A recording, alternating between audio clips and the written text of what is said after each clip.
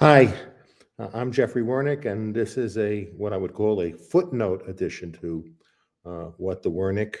I say a footnote because when I had my initial What the Wernick the other day, I had other time commitments, and I didn't get to finish up the points I wanted to make about um, what the meaning of Independence Day should be in celebrating the signing of the Declaration of Independence. That I did have some further comments. Before I get into those comments, just like to say that for me, it's a lot different doing a fine points or a pod shoot where I'm interviewing somebody as opposed to me just like talking into a camera. I still don't really feel very comfortable doing this. The conversation I feel comfortable doing, but just this talking like this to people I don't see is I'm still not very comfortable with this. So, but here we go. I'd like to start off discussing. I think the best source to talk about the Declaration of Independence is to cite the words of the author of the Declaration of Independence, Thomas Jefferson. So Thomas Jefferson wrote, "The course of history shows that as a government grows, liberty decreases." Thomas Jefferson said also, "No generation has a right to contract debts greater than can be paid off during the course of its own existence."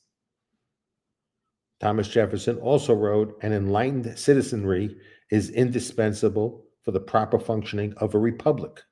Self-government is not possible unless the citizens are educated sufficiently to enable them to exercise oversight.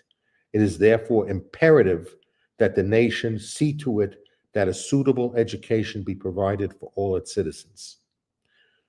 Thomas Jefferson also said, "Convinced that the people are the only safe depositories of their own liberty, and that they are not safe unless enlightened to a certain degree, I have looked on our present state of liberty as a short-lived possession, unless the mass of the people could be informed to a certain degree."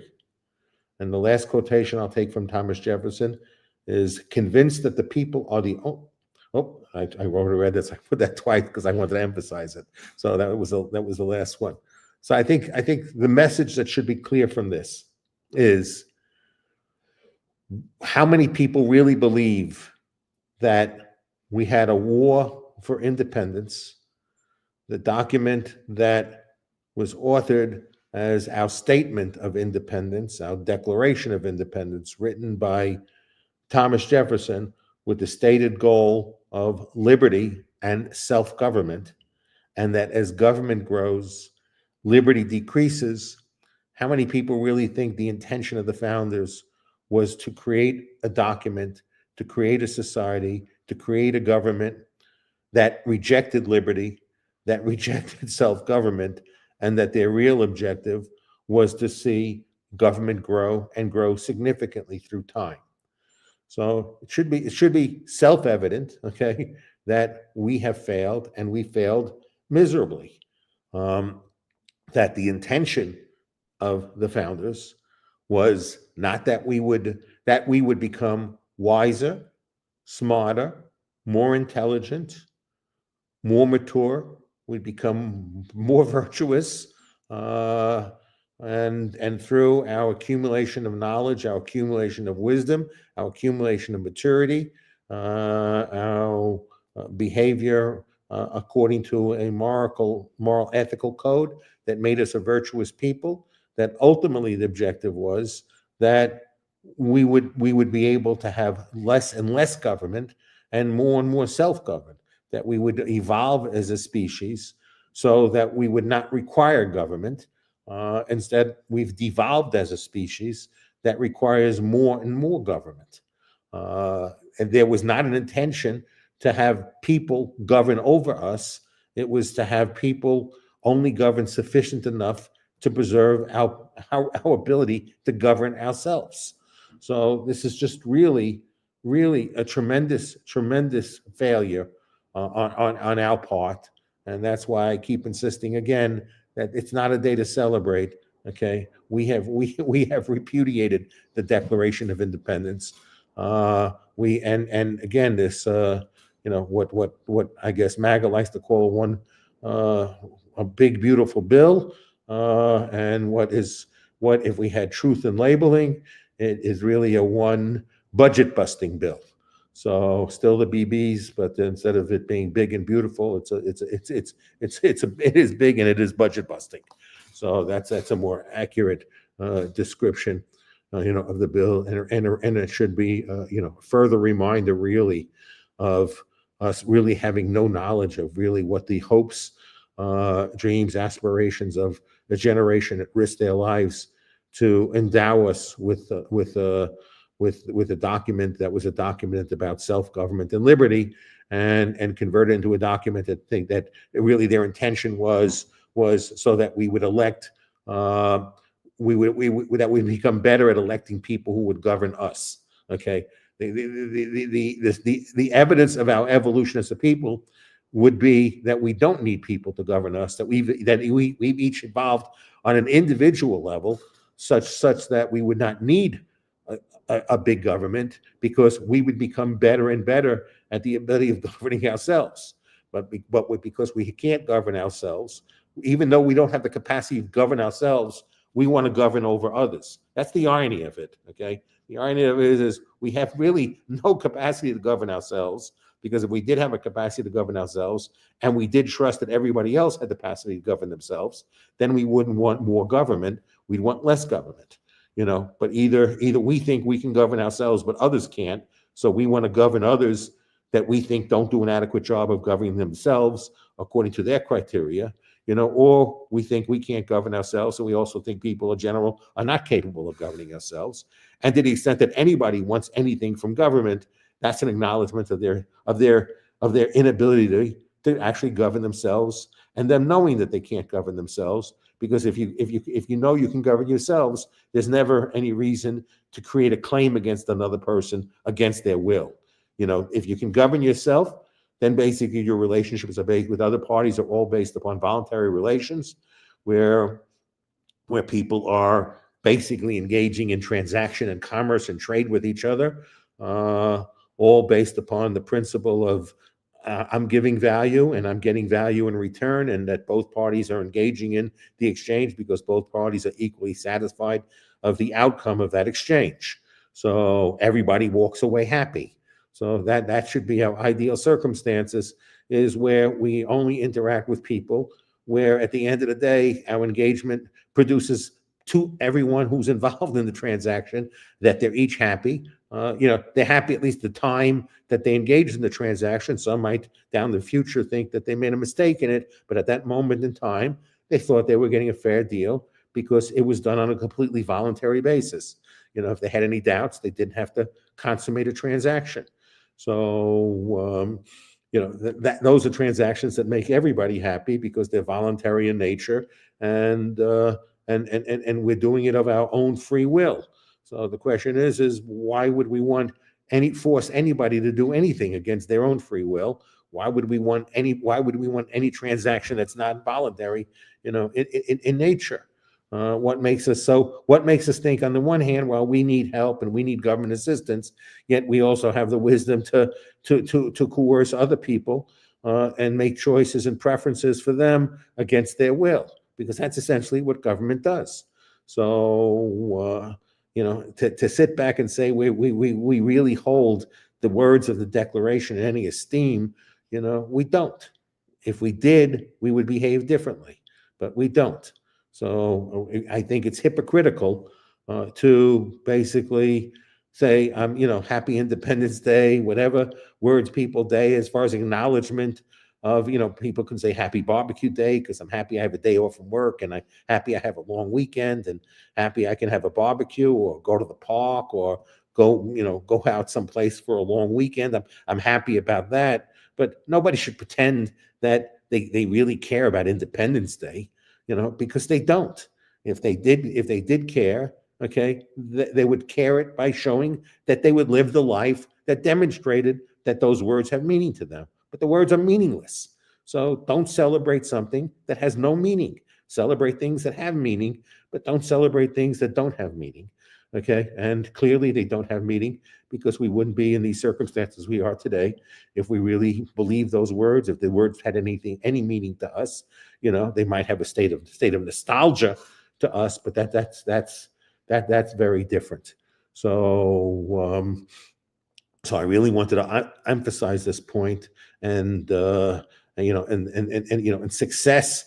Us being successful would have mean our government would be even smaller today than it was then, because we got so much better at governing ourselves and learn to interact with each other with a sense of mutual respect. So integrity, honesty, virtue, and mutual respect. Because we failed, we get despotism. And basically, what we have is this intense, aggressive, somewhat violent competition for being able to have property rights over who the despot is. So that's what our political process is right now. It's a competition for who gets to choose who the despot is. So which is why I don't vote. I don't vote because I don't want to participate in the process. Where basically I want to pretend that I have any interest, in choosing in who gets to be an autocrat, a despot, and a tyrant, and that I participated in the process of choosing that. Okay, I have no interest in being part of a process where ultimately that's what I'm really choosing, and we should not delude ourselves. That's what we're choosing. That's what everybody who votes, almost everybody who votes, that's what they want. They want somebody in the White House to do, in an autocratic fashion, everything they want to see that person do, and they're completely indifferent to process. They just want to. The ends justify the means. So all of those principles are treasonous to the Declaration of Independence, to the Articles of Confederation, to the Constitution, and to the Bill of Rights. I'm only going to talk one other topic today because it said this is just a footnote edition, so it's not meant to be long. But this is something that's current that I want to address. The government of El Salvador acknowledged to UN investigators that the U.S. and specifically the Trump administration has maintained and always maintained legal control and responsibility for the people that we deported to El Salvador. Now, why is this an important revelation? Okay, it's an important revelation. Is whatever anybody thinks about Abrego Garcia and whatever crimes he committed or didn't commit, the point of it is there was a legal order from a judge, and that legal order from a judge was very simple. He can be deported. He just can't be deported to El Salvador. Okay. And what did the Trump administration do? They sent him to the only place they couldn't send him, which was to El Salvador. So when the court pointed out to them and saying, look, bring him back, then deport him where you can legally deport him. Nobody's talking about putting him out in the streets. Nobody's talking about putting Americans' lives at risk. Nobody's talking about damaging our national security. There was only one limitation placed on the administration. Don't send them to El Salvador. Okay. That's it. That's all the court said. Okay. And so when the court ordered that they got to take him back, what happened? We had his press secretary there, Caroline Leavitt. We had a U.S. Immigration's custom official, Robert Cerner. We had a bunch of people at the Department of Justice, including the Attorney General, Pam Bondi. We had our Secretary of State, Marco Rubio. We had a special presidential envoy, Richard Grenell. We had our head of Homeland Security, Kristi Noem. We had the White House Communications Director, Steve Chung. We had the White House border czar, Tom Homan. We had Trump himself, and we had other officials. They went and they made claims to the American people and to the courts that they had no control over the people that were sent to El Salvador. Okay, that now seems to be fairly demonstrable evidence that they all lied. Okay, Now, I know people are very happy in the MAGA land that said, look, we should, we have these files that say Comey lied and Brennan lied, and let's hold them accountable for their lies. And I think everybody should be accountable for the lies. But it's very simple. Why hold Brennan and Comey accountable for their lies if you want to excuse Trump and Bondi and Marco Rubio and Caroline Levitt and Kristi Noem for their lies? Okay, so are some lies acceptable and other lies don't? If the person we like lies, okay, and those lies help them accomplish their goals, even though they're lies, that's okay. But if somebody else has different goals and we don't like their goals and they lie, they're the ones that we want to, there's the one we want to punish. That's not called prosecution of the law. That's called persecution, okay? So do we believe in a rule of law society that prosecutes the law? Or do we want to have power so we have the power to persecute people we want to persecute? So we apply the law against people we want to apply the law to, and we basically grant immunity and impunity to the people we want to grant immunity and impunity to by never prosecuting the law against them. We give them basically, like playing the game Monopoly, where you get a get out of jail free card. That basically we give a whole bunch of get out of free jail cards to people who basically are our allies and people we determine are our enemies.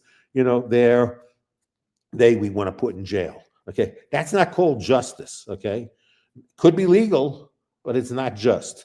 I would assume that Americans, we don't have we call it the Department of Justice because the expectation is that the Attorney General will mete out justice according to the law, but that the ultimate goal of the law is justice. That's the goal of the law. Otherwise, it would not be called the Department of Justice.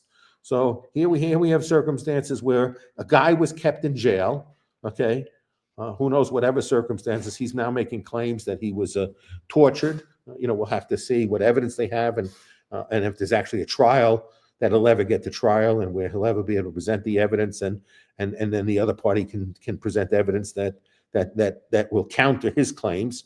So that will be determined in a court of law, and I'm not prejudging that one way or another. So I'm saying is that there's a possibility and we need to learn more because he's made these claims, and the claims should be investigated as to their veracity or not. But think how evil it is. Think how venal it is that somebody's in jail that a court tells you have to take back.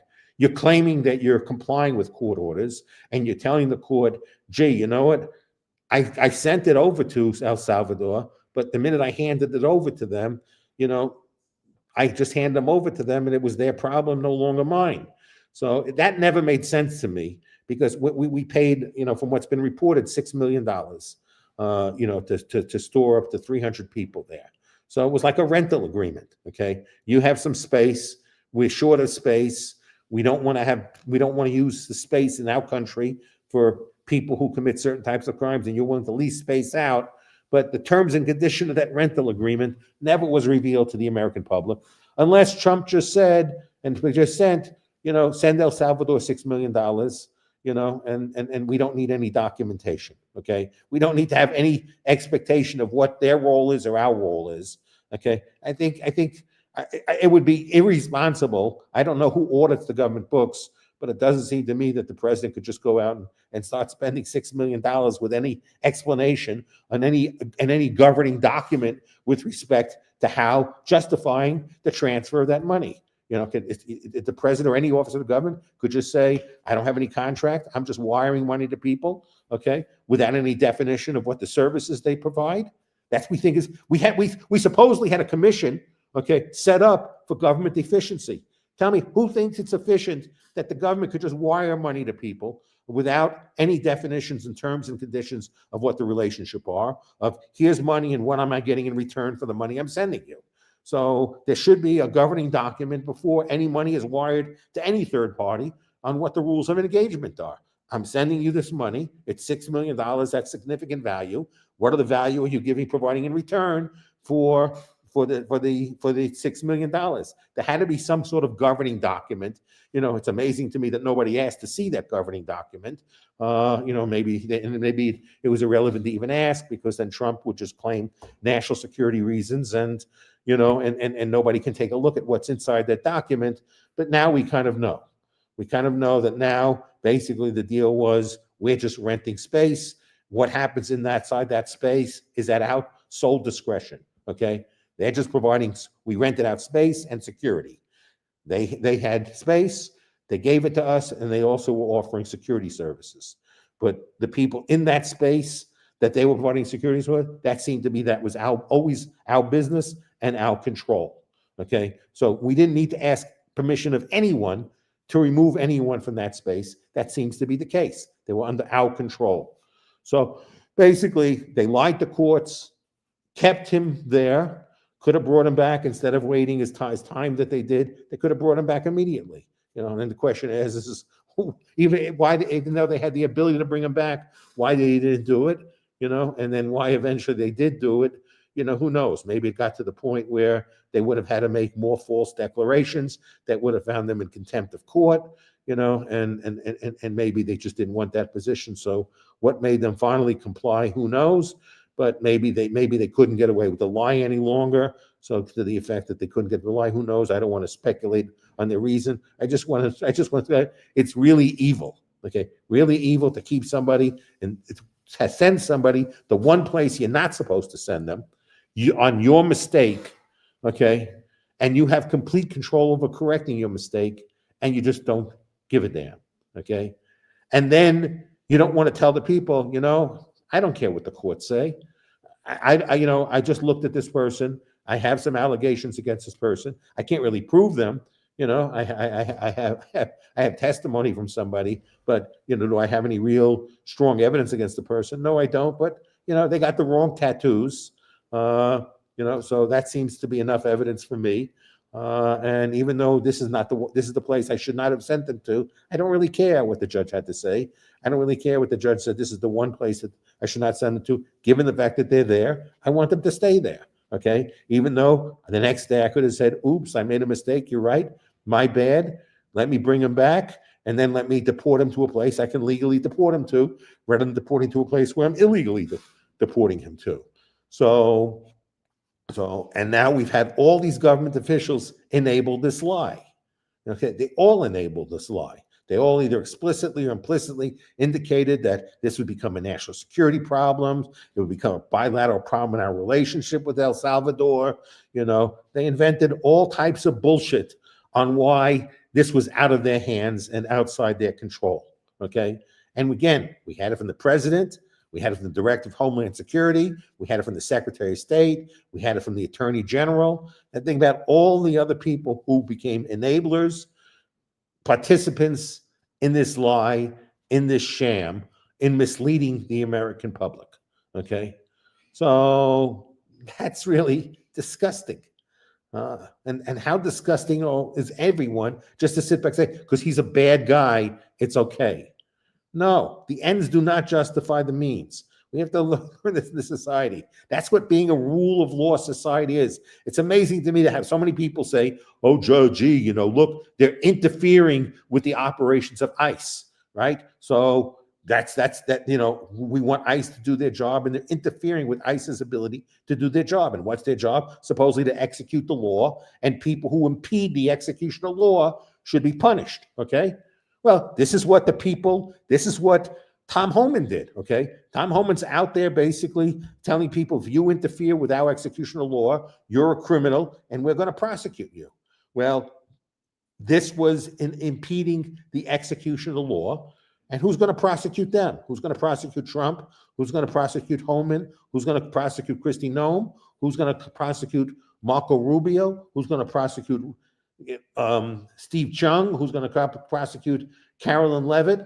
Who's going to prosecute Rick Grinnell and all the other people involved in perpetrating this sham, scam, lie on the American people to create the impression that we had no control over the people that was shipped to El Salvador, when it seems to me that the El Salvadoran government has now acknowledged to the UN, okay, that we always had legal control and responsibility for everybody there. Okay, are you okay with having all these people lie to you, have them all bullshit you? Is that acceptable to you? Because you like their ideology, it's okay that they bullshit? Okay, so is that your criteria as a human being, that bullshit's okay? if it's productive for me. So if it works out for me, it's good to bullshit. It's just the bullshit I don't like is bad, but the bullshit I like is good. So I like bullshit as long as the bullshit has a productive product or result for me. Okay? So really, this is what I talk about. And why am I bringing this up? Again, a prerequisite that every founder thought was a requirement for us to succeed as a constitutional republic, this experiment and exercise in self-government, a country where the greatest virtue was liberty, okay, and where our inalienable rights do not come from government, but come from nature, okay, that these are our natural rights, that every human being, that are born with these rights, and no third party can take these rights away from them, okay, and that was the state of our Declaration of Independence. That was the state of the creation of this country. That was our origin event. Was this Declaration of Independence was our origin event. Okay, and everyone involved in this process said, to sustain this, we need to be a virtuous people.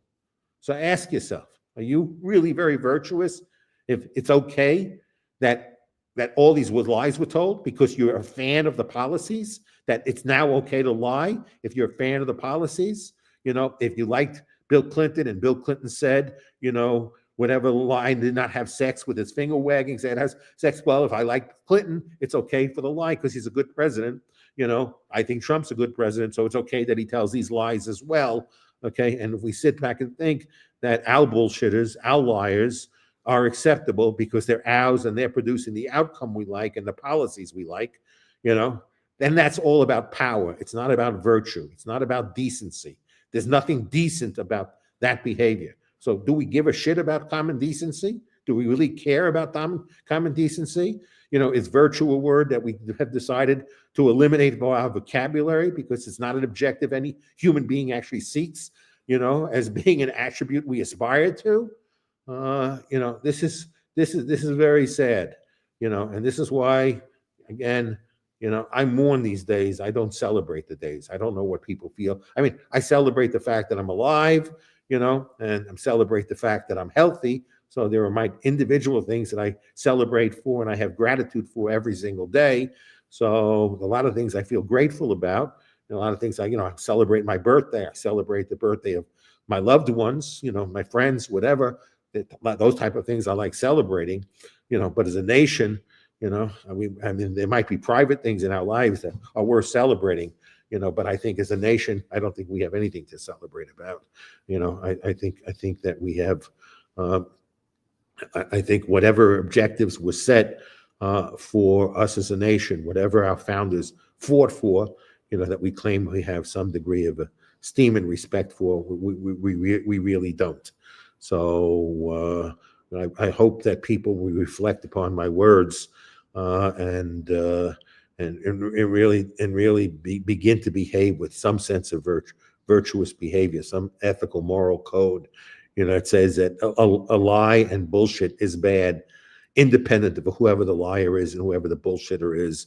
That basically any lie, any bullshit, especially bullshit, debases communication. So the basis of our relationships with each other is being able to communicate in a trustful fashion with each other.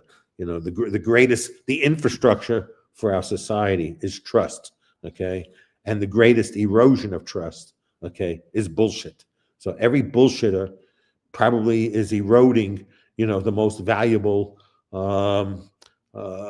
public good, which is trust. There is no greater public good than trust. And if we really want to live in trust with each other, with respect to each other, with respect to our relationship with government, with respect to government's relationship with us, it's a prerequisite for that is the complete absence of bullshit. Okay, so and the only way for us to create an environment where there's the absence of bullshit is that we punish all bullshitters, and punish not say it's a physical way is we shouldn't vote for any bullshitter. The remedy that I propose on how we should deal with bullshitters I don't know if it's constitutional. I haven't discussed it with my friends, but it's just an idea because you want the incentive for people to not bullshit. Is, like in a company, companies have, you elect the board of directors, and the board of directors get to decide on most things. They're your representatives. They represent your interests. For a public company, shareholders get to vote on the board of directors. Those board of directors have a lot of governance rights, but that doesn't mean we relinquish all our governance rights. There are certain things that a company does that require shareholders' votes, and there is the ability for shareholders to engage in shareholder litigation against companies. So if we can litigate against the board members, and we can litigate against the management of the company. So we retain certain governance rights through not only our ability to vote, but the ability that we can litigate if we think that there is something fraudulent that has occurred. So and we also get to vote on things that require a shareholder vote, not just a board member vote. So what I would like to see is that once anybody goes and runs for office, once they declare themselves and register themselves as a candidate, I'd like them to be able to have to, raise their hand and swear that every statement they say is truthful. That doesn't mean they can't speculate. People can speculate, but it's when you say something and you're stating it as a fact, you either got to believe it and have evidence that when you're saying it, that you're saying something you really believe because you did some due diligence on it. If you didn't do any due diligence, there's no reason why you should believe what you're saying in the absence of doing due diligence. And if you did some due diligence and can demonstrate your due diligence, and given the due diligence you did, you can demonstrate that while it might have ended up being bullshit, it was not your intention to be a bullshitter, and therefore that you would not be liable for your bullshit.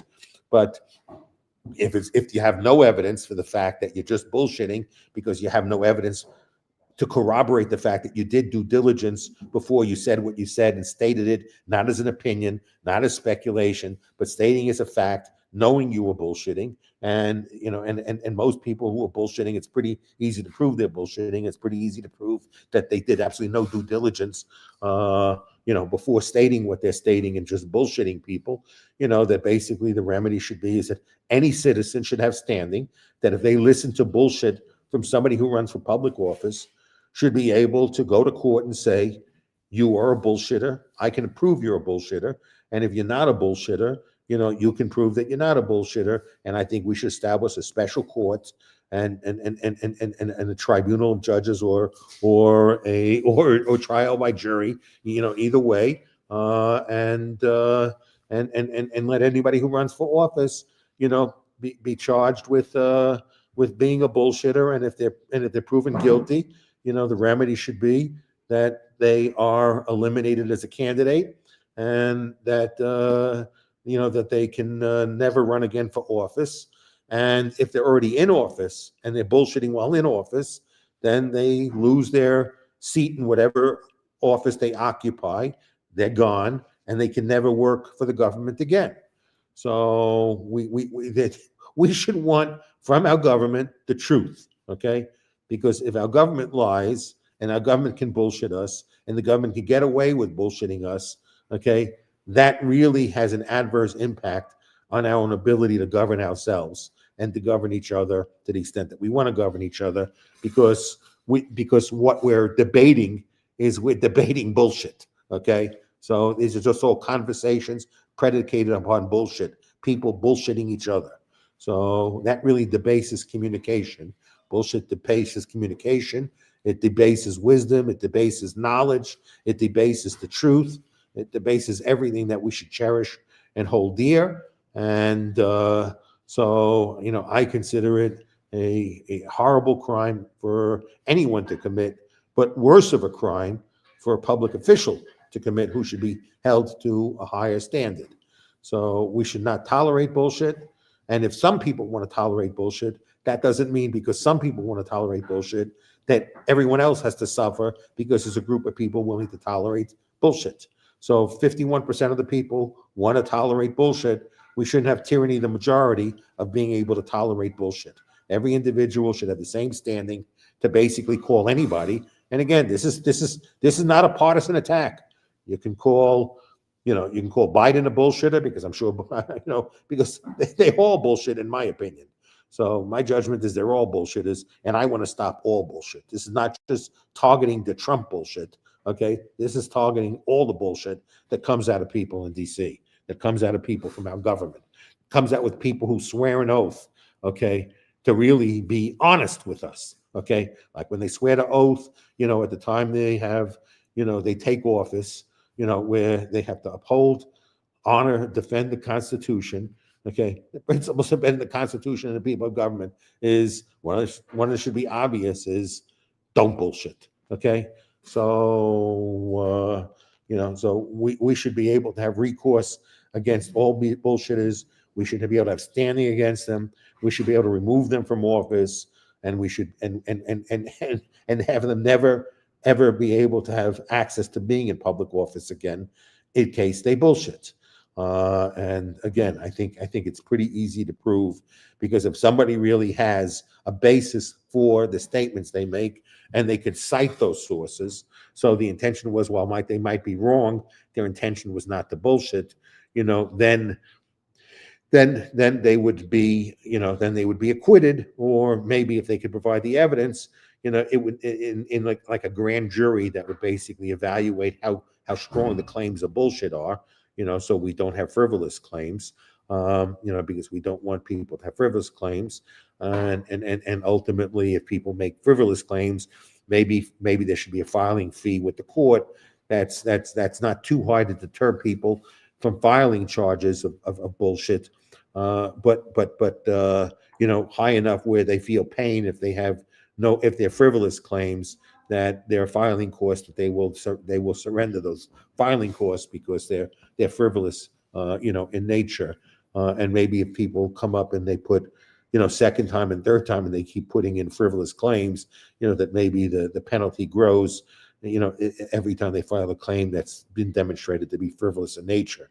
So we have to find a balance of not really deterring people from being able to file claims, from not wanting people to file frivolous claims. So we'd have to find the proper mechanism, which is basically, some sort of fee associated, or some other mechanism people could come up with, so we have the right balance of not deterring people from filing, but again, not having people file frivolous claims, so people in office are not spending all their time defending frivolous claims, and it'll make them much more careful about the things they have to say. So if they're going to town halls in a debate, if they're trying to convince people to adopt a policy, if they want to have a discussion about the state of the world, so that we do certain things, that basically they will have to do some due diligence, that every time they open their mouth, and are stating and having an opinion on something, it's because it's an informed opinion, not an uninformed opinion, which is bullshit. So I don't know why we want anyone to express uninformed opinions, because then they're just bullshitters. So and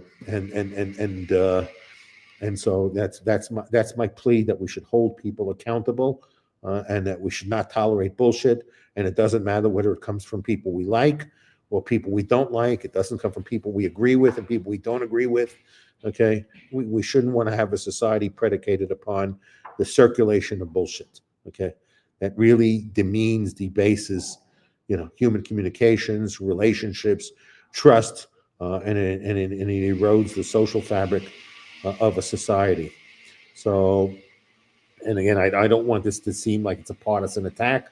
It's just that it's so evident with this recent example of what the statement that the El Salvador made to UN investigators, and how disgusting it is that not only our government behave this way, is how many people at the level of government just completely bullshitted us.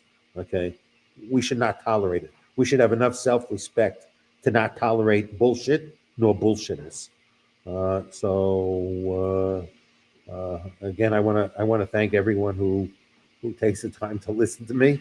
And again, this is a footnote, so I didn't mean it to be a long talk. I meant it to be 30 minutes. It's now almost 40 minutes, but so I'll just stop here and wish everybody a nice day. And I hope really you give consideration to my words.